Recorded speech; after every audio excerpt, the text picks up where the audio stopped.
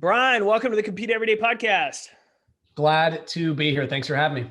Excited to have this conversation. I know a lot of our listeners already follow your work. They're looking forward to the chat as well, especially the work you do around the daily discipline. And so kind of kicking things off, I know from what I've heard in past interviews, discipline was an area that you somewhat struggled with, which is why you're really passionate about pushing that direction. And so what I would love to learn is where did you struggle early on in discipline? And I think to set that up, if you could describe what you mean when you say discipline, because a lot of us have a different definition of that than how you use it.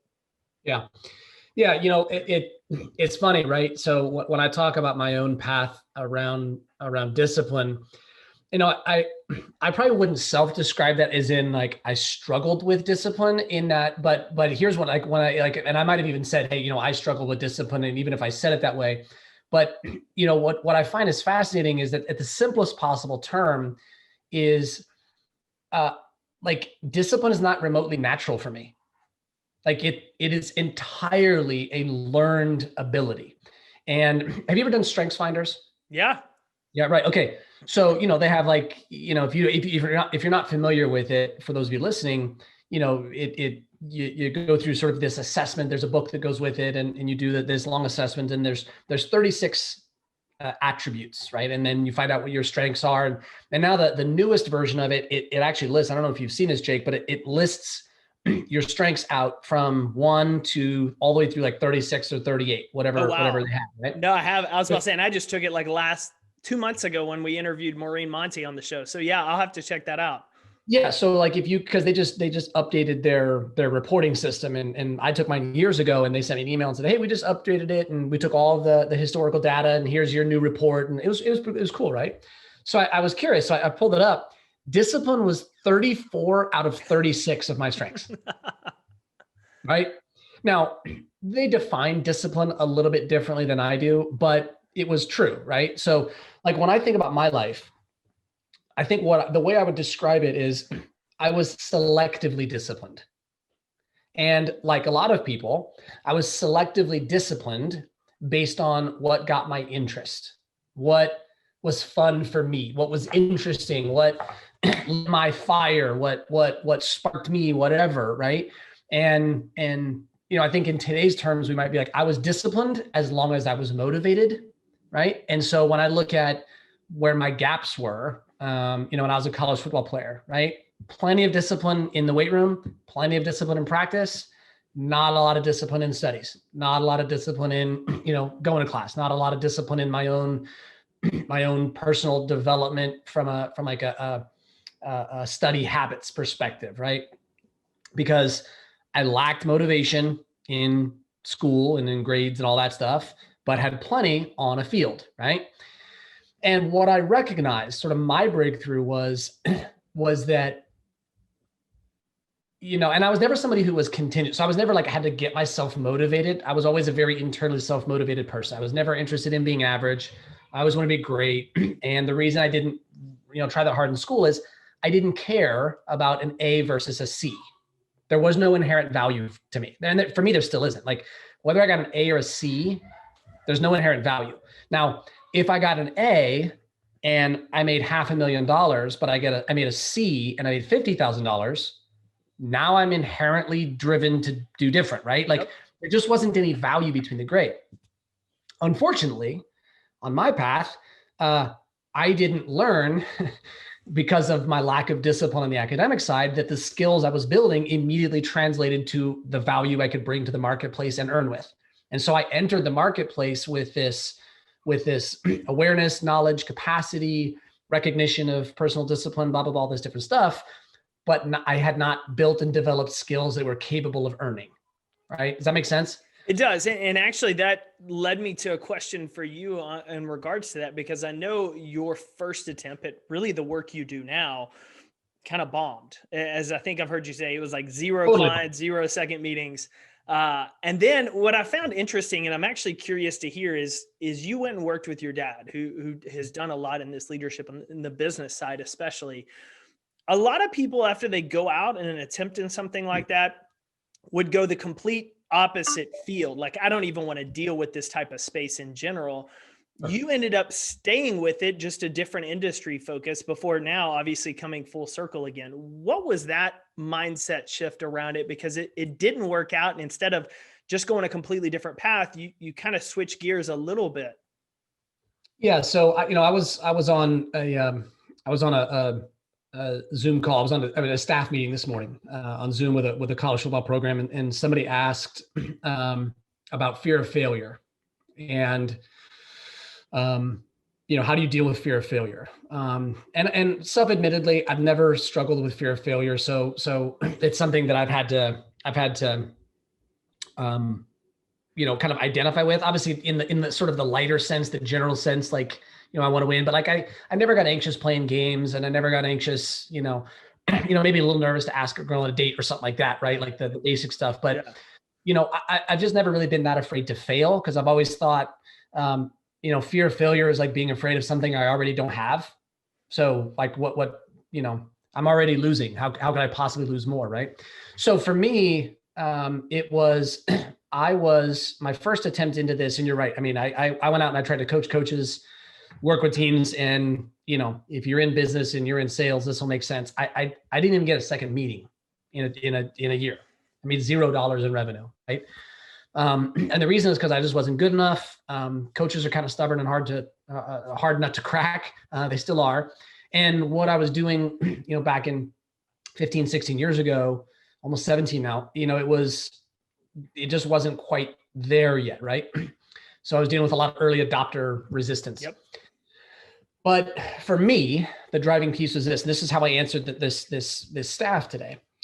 For me, I've always viewed a disciplined response as its own reward, right? And so, I listen to this, right? Compete every day. And this may sound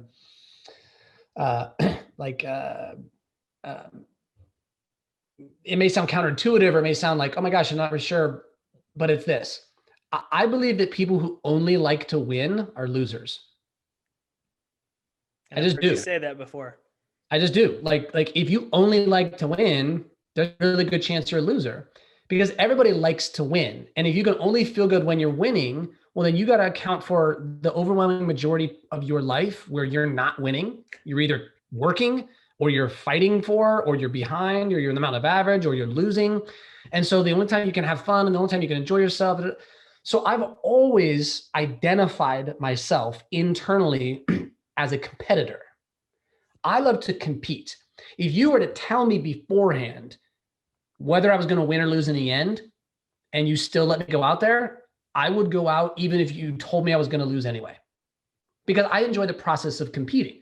So for me, going out and doing the business, and I didn't know, now I was hyper confident at 22 when I started this. I was going to change the world of coaching, right? Like, oh my God, I knew so much more back then, right?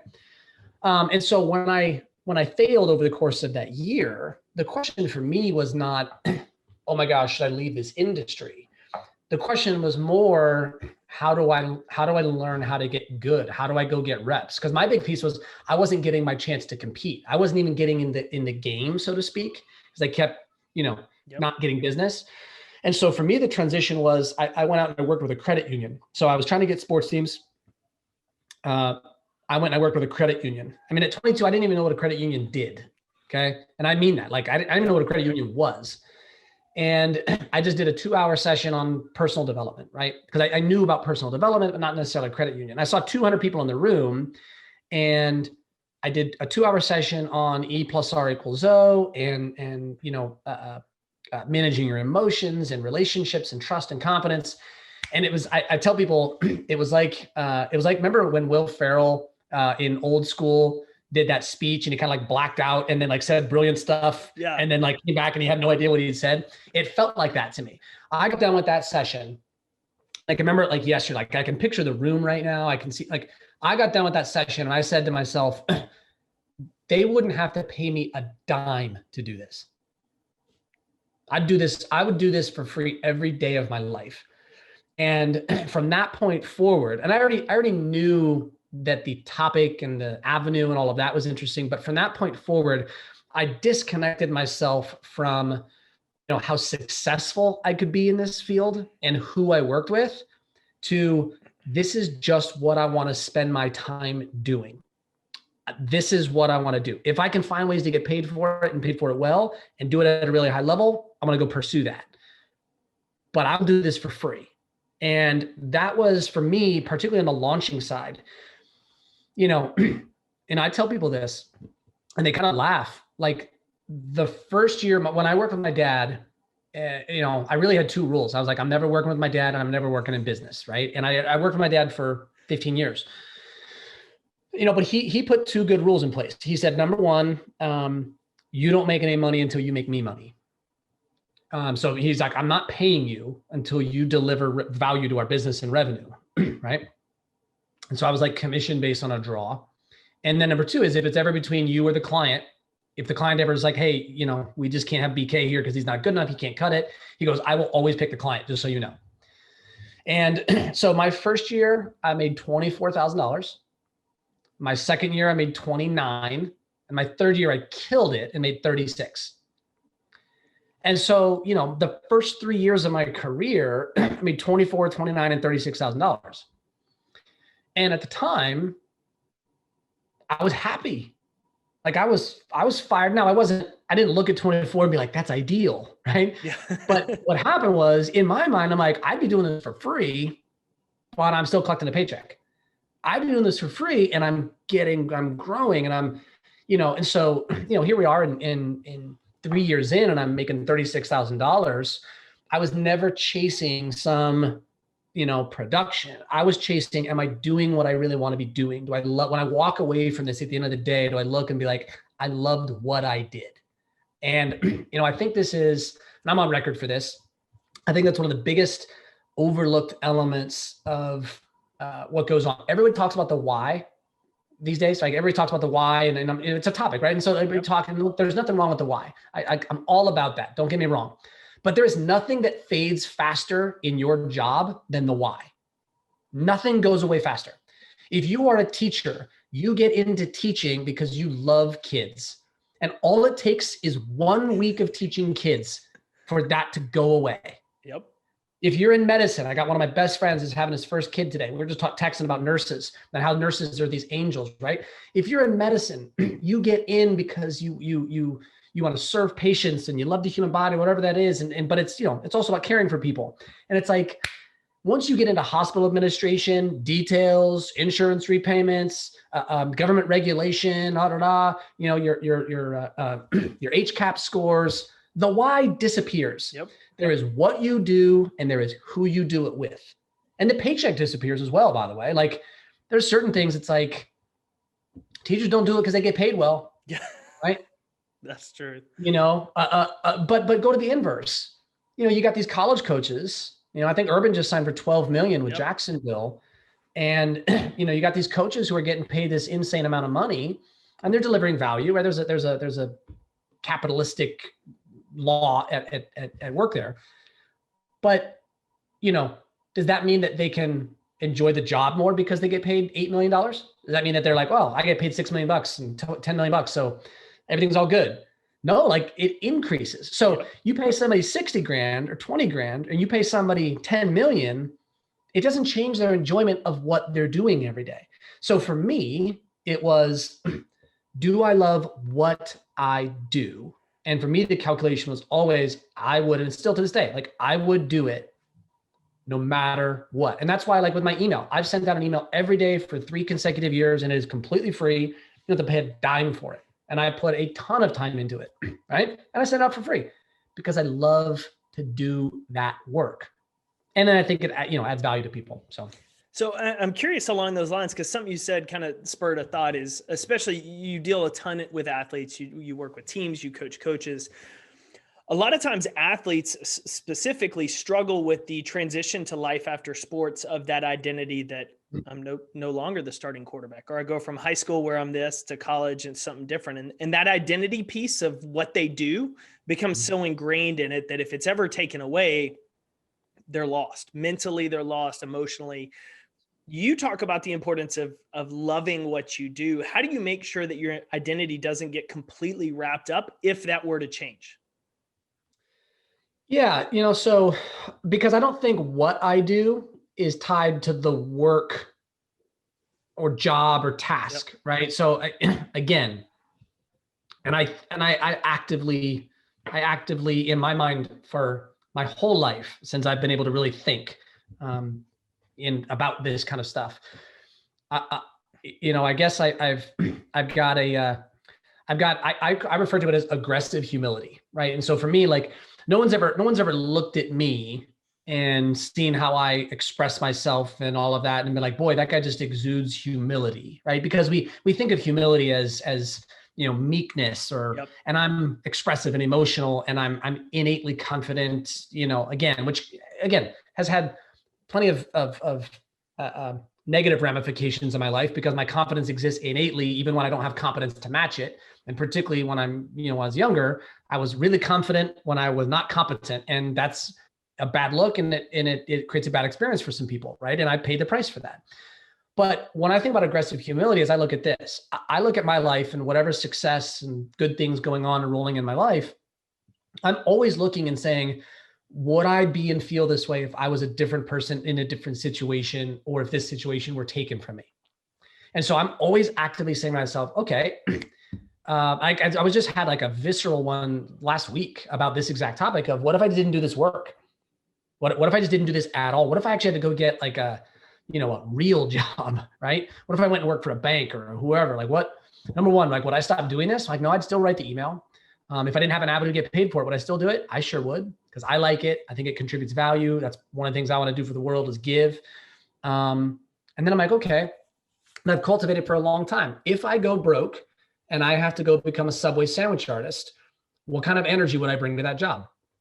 Who would I be in that job if I'm the guy standing behind that glass counter asking you, hello, sir, how can I help you? Or I'm serving your Chipotle burrito. What kind of energy would I bring?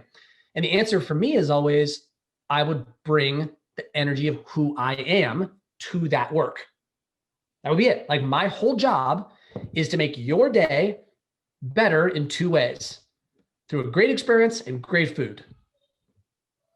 Right? Like that's what I'm doing. Like you might not like Subway, but if I'm at Subway and I'm serving the sandwich, whoever's there ordering that Subway likes it. So my job is I'm going to bring it for you.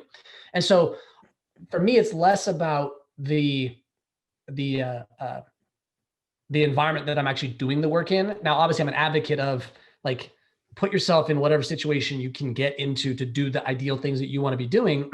But at the same time, and I'll steal something here. I wish I could claim credit for this because it's brilliant. Mike Rowe? Yeah. Dirty Jobs. Yeah. Mike Rowe is one of the most brilliant guys I've ever heard. If you've ever listened to Mike Rowe or heard his thoughts on top, like he's brilliant, right? I listened to a podcast. I wish I remember I don't remember if it was on his podcast or if he was on somebody else's, but I heard him say something. I believe his grandpa taught it to him. And again, I wish this was mine. He said, don't follow your passion, just always bring it with you. And I remember hearing that and remember being like, oh, wow. And I heard it halfway through my career. So this was, 8 or 9 years ago. So I was deep in and it wasn't something that changed the course of my life. But I remember hearing that and like in a moment, I was like, oh, yeah, that's the truth, right? There's so many people who hear follow your passion.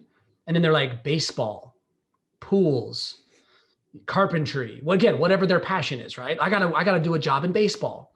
And then they're like, okay, cool. You can be the groundskeeper. And you're like, I don't want to mow grass. Yep. And you're like, yo, you're connected to baseball. Right? Like it's like who grows up in medicine and says, you know what? I want to be a proctologist. I want to be the person who works on people's ass. Like who says that? Or I want to be a podiatrist. I just want to be the person who does foot stuff. Right? Or I want to grow up and I want to be a what do you call it? The skin dermatologist, right? I want to pop pimples all day. And they're like, no, but people, I don't know, these days maybe people do, right? But look, if you bring your passion, what happens is, there's people out there, and the Mike Rowe used an example of a guy who has a septic tank company that is an empire, and he's a multimillionaire.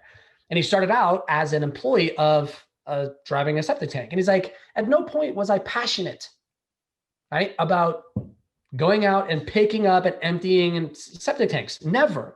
He goes, but what happened was I fell in love with doing the work. I fell in love with what I provided to people. I fell in love with doing a good job. And then I fell in love with what I could grow. Then I fell in love with constructing something. Then I fell in love with building. Then I fell in love with, oh man, like I can actually build a little empire here. Then I fell in love with giving opportunity to others. And what happened was he took a lack of passion for driving a septic truck, which I don't think anybody has, Yep. but he had passion that he brought to that work. And then from there, he stack. And so when I heard Mike say that, I was like, you know what? That is it. And for me, it was like a reflection of what I believed and lived. And I think like a lot of good people and a lot of good content, some of the best content is stuff that we feel, but we've never really expressed. So things that we innately know and recognize, sometimes that we do, sometimes that we're not doing. But a piece of content or a structure or something will come out and they'll be like, oh my God, yeah, that's what I've been trying to, or that's what I do, but nobody's ever said it like that. And so that happened for me. And so that's what I do. Like, I'm going to bring my standards, my energy, I'm going to bring all of that to whatever I'm doing. And, whether I win or lose is not in my control. What I bring to it is in my control. I will win when I'm good enough and I'll lose when I'm not. And I can always get better from there, regardless of what the outcome is. So I'll say, and that's the importance of competing, because when we do fall short, we figure out how to bridge that gap to that win. We learn that difference versus being the people that just, everybody loves to win. They just wait on the sidelines till they get in that opportunity and try to step in. One of the things along those lines that spurred up that I would be remiss if we didn't kind of wrap up today is the DMGB. Doesn't matter, get better. And talking to a lot of people, I love your mentality around that. But a lot of times when we talk to people, they're stuck in the victim mentality. Coach doesn't like me, that's why I'm not starting. So-and-so, the cards are just stacked against me. Nothing's going my way. It seems almost running rampant in a lot of parts of society. And part of that could be social. Part of that just could be different groups. But how do we get people on our team and our company and our friend circles to start shifting their attitudes more to that doesn't matter, get better philosophy that you're a big proponent of, and I obviously believe in as well? Yeah. Doesn't matter, get better. DMGB, I've literally got a stick. I'm literally looking at it right here. It's on my computer. DMGB it's the mindset, and it's the answer to everything. And, it's really not an overstatement. I think people hear that and they're like, really? And I'm like, well, yeah, no, it is. Like it's everything because what's the alternative? Right? Like, you get divorced and then you're like, what? No, that's not a DMGB moment. Okay. So what are you going to do? Go into a spiral of self-loathing and pity and never trust or love anybody ever again? No, but we have kids, so it's devastating. Okay, well, I'm a kid of divorce. I grew up, and yeah, that was painful, but I have great relationships with both my parents who love me a whole lot, and I'm a better dad because of what I went through. Like if I wasn't DMGB because I went through something painful growing up as a kid, look at the consequences. Like, so as soon as we get away from that, everything goes downhill. That's number one. Number two is, what is DMGB underneath, right? DMGB is a nice tagline. Doesn't matter, get better. It sounds fine, right? Just like, what's Jocko say, right? Jocko says good, right? Yep. He's got his good, right? Good. And he's like, well, what if you get cancer? What are you saying? It's a good thing to get cancer? And of course, ignore all of those people, right? Yep. My dad was diagnosed with stage 4 prostate cancer in April, right? It's a DMGB moment. Like, and what people will say is they'll isolate one of the two things. Oh, so your dad getting cancer doesn't matter? I'm like, obviously that's half of it. Right? That's half the equation, not the whole thing. So like you have to put the whole thing together. It doesn't matter, get better. Meaning what? It's not doesn't matter that he has cancer. It doesn't matter that I wish he didn't. Yeah. Because I can't undo the cancer he already has. I can't do that. I can't rewind and be like, hey, get tested earlier, or hey, we should have gotten more time to get no, like none of that is possible. We are now once you have cancer, you're in a DMGB moment. There's no going backward. It's all what now? What do we do? We're gonna sit here and just bawl our eyes out and everything is awful and our life is never gonna be okay. There's a lot of people who do that when they get a cancer diagnosis. And it breaks my heart. So DMGB is two things underneath. It is unflinching realism combined with relentless optimism. That's what it is, right? DMGB is we are going to look at realistic. We're going to look at realism in an unflinching way. Number one is most people selectively look at realism. And number two is they'll look at realism, but then flinch, right? They'll be like, ugh. Then the second part is the optimism, right? And some people just aren't naturally optimistic. Some people are overly, right? But then there's also some people are optimistic as long as I'm making progress. This is a good workout thing. I'm optimistic as long as I'm making gains or I'm losing. This is one of the big reasons goal setting and timelines and all that stuff is so against, like, you want to get in shape, go work out for a year. Like, don't check yourself for 12 months. Just go work your ass off. You'll be fine. The problem is you check yourself at 8 weeks, you don't like where your progress is, and you stop and change, right? Like, it's not confusing. So the optimism is the other side. But now this is where the real 1% magic is. What happens, Jake, if I tell somebody, I want you to be relentlessly optimistic? What most of the time, if I say I want you to be relentlessly optimistic, does that person do with realism in their life? If they raise optimism, what happens to realism? It goes out the window. They take that overly positivity approach and just dismiss it. And by the way, that's just as ineffective, unproductive, and annoying as the person who's super pessimistic, isn't it? Yep. The person who can't see reality, but is very happy, like, I can stand that person for about 4 minutes, right? And then it's like, get away. Yep. Okay. But what about the person who's just keeping it real, right? Telling it like it is, the ultra realistic person, what happens to their optimism? Disappears. And so what happens is they treat it like a teeter-totter, because in their mind and the way that we've grown up and looked at the world is you can be optimistic or you can be realistic, and they move like opposing scales. And that's how most people treat it. DMGB says, no, we're not doing that. We are treating these optimism and realism like two rails on a railway. The train can't run right unless we have both rails. And I treat it like this. Choosing optimism or realism is like saying, would you prefer your right leg or your left leg?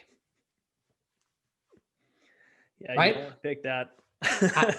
Okay. Or it's like this, and you can do this, right? I think you're standing up right now. Yep. It's like this, trying to be optimistic at the expense of realistic, or realistic with letting optimism go would be like this. Okay, great. That's literally like trying to stand on one leg. Can you stand on one leg? For a little while. Of course you can. Of course you can, right? But if you stand on one leg too long, number one, it gets tired. Number two, it gets weak. And number three is while you're standing on one leg, the slightest kind of disruption topples you over. Now you could say, okay, I'll stand on one leg and then I'll switch to the other leg, but you're super unstable and you're constantly going back and forth, right? Meaning you're never really going to get much done. What makes you stable? What makes you strong? What makes you secure? And what makes you with the ability to move like you really want to move? It's having your feet planted on the ground. So for me, DMGB is planting optimism and realism with like both feet on the ground and saying, I cannot afford to lose touch with either one of those things. Otherwise, there's going to be a problem in my life. Man, I love that. And that's all of my control, by the way, right? Like E+R. Look where we are. Look where we are, right? Like the COVID, the lockdown, all of that different stuff. Everybody talks about blah, blah, blah, blah. I'm like, look, it's not going to be over fast. I have no idea what's going to happen. It's not going to work out particularly well, but there's going to be all kinds of great things. We're going to be super realistic. And by the way, we're in the middle of January. We're about to be done with January. We're going to be at the end of February. Get ready, because January and February, maybe March, are going to be the worst months yet. Yep. Okay. Like, let's just embrace that. Like, the numbers are going to be second strain, blah, blah, blah. That's realism. Okay. Now, am I optimistic that maybe we can beat it? Sure. Am I optimistic that eventually we'll get out of it? Absolutely, I am. Yep. But I'm also realistic of like, there's a real good chance this gets worse over the next 3 or 4 months. Okay. If I believe me, if I had the power to change it, I would. Believe me, like I would use that business model. Like, without a doubt. But I don't. So I sit in the same seat that you sit in, and I have the same general concerns that you have, myself, my family, blah, blah, blah. But I'm never going to allow my realism to diminish my optimism, or my optimism to cloud my realism. Well, and it also doing so prevents you from, the most importantly is what's within your control. You have the event. This is your response. What are you going to do? And most people don't take that power of their response, which is something you talk about so much. And I appreciate and just love hearing it reinforced, especially as the railroad tracks for our listeners. That's a fantastic image of that. Brian, man, you produce daily content that blows me away. And I thought I produced a ton of stuff between your daily email, daily discipline email. You got the videos you launched. The podcast launches next week, as this is airing end of January. It's launching February 1st. Where can people get connected with the daily discipline, get plugged in, get that daily hit of growth, of learning, and as well as to get connected with you? Because I know, similar to me, you do a ton of virtual programs, and eventually when this all ends, you'll be back doing more in person. Where can they find out more information about that work? Yeah, the fun part is I am doing in person for any of the people groups that want to do it, and obviously that a lot of that's regulated by states and whatnot. But we're rock and rolling with in person, virtual, and all that stuff. So you mentioned the first and easiest place is the daily discipline email that I send out every Monday through Friday at 6 a.m. It's totally free, always will be, and you can get that at dailydiscipline.com. Just name and email, basic subscription. And obviously I have a website, tbriankight.com. You can access it through there. And then, I've done this for 3 years. I've written those emails for over 3 years now. So I don't know what the math is, but I think it's 760 something emails that I've written over the last message. And they're very brief, right? They're about the length of a phone. Yep. And so what we did this year was we launched the Daily Discipline videos, and we'll be launching obviously on February 1st, the podcast. Just taking, I go through and I take one email message from each year, and each day I put it on video and I put it on audio. So, some people don't like a daily email, and I don't mind that. Like, I don't know that I want more emails in. And so some people really like that. And if they don't, I will never criticize somebody who doesn't want another email in their inbox. And sometimes you just want that, 1 to 4 minute like focusing message, but you'd rather have it on audio, or you'd rather watch it on video, or obviously a lot of my clients are using it with their teams. And so they're watching the video as a team and then having a discussion. And so obviously YouTube, Instagram, and my social handle, tbriankight, on Twitter, Instagram, all those places. That's where you can connect. I was about to say, and we'll have that linked in all the show notes for anyone listening. On that note, last question for you. What's the biggest lesson or takeaway you took from your social media break that you took at the end of 2020? Oh, yeah. So I wasn't on social from October through January. It was the best. And then I came back on, and 6 days in, there was a riot at the Capitol. And I'm pretty sure I'm the one who caused it by coming back on social. That's humor, by the way. Please don't send your cancel agents at me. Biggest lesson that I learned. Well, one, I just did it for myself. It wasn't like I didn't do it as a, my team wanted me to write an article about, all the things I learned. And I told them no, because it wasn't for me to teach anybody else. It was just me, right? I didn't want it. The biggest lesson that I learned is that, and I guess there's a preceding one. Number one, things aren't bad, but our relationships with them can be. Alcohol isn't bad. Your relationship with it can be. Social media isn't bad. It's neutral, but your relationship with it can be. The most important lesson I learned is to, if I don't set very specific high standards and filters for what is on my social media, what I see on my social media, it will force feed content in front of me that will make me feel ways I don't want to feel. And without social media, there is exactly zero of that in my life. Zero. Like, I never see content that I don't want to see, makes me irritated, makes me angry, makes me go, what? And think about it. And I'm back, I don't know how many days in, 14, 15, whatever the days in, right? Like, I'm 2 weeks back in, and I can tell you already, like, it's an increase in like the stuff I see that I have no interest in, but it like flashes across my eyes. I got to set really tight controls on that. So if I didn't have to be on social media, I wouldn't be.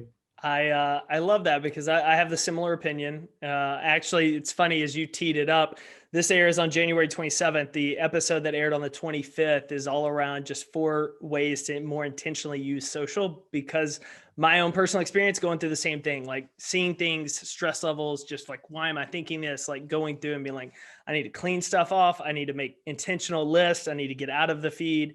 So I really encouraging hearing that. I was impressed when I saw that you were doing the break. And wanted our listeners to hear because we talk about it as well. Brian, man, this has been a blast. I know we've been a little bit longer than promised, but dude, thank you incredibly for your time today. Listeners, go check out his site, get signed up for the Daily Discipline. I promise you won't be disappointed. And my man, have a great 2021. Appreciate it. Thanks.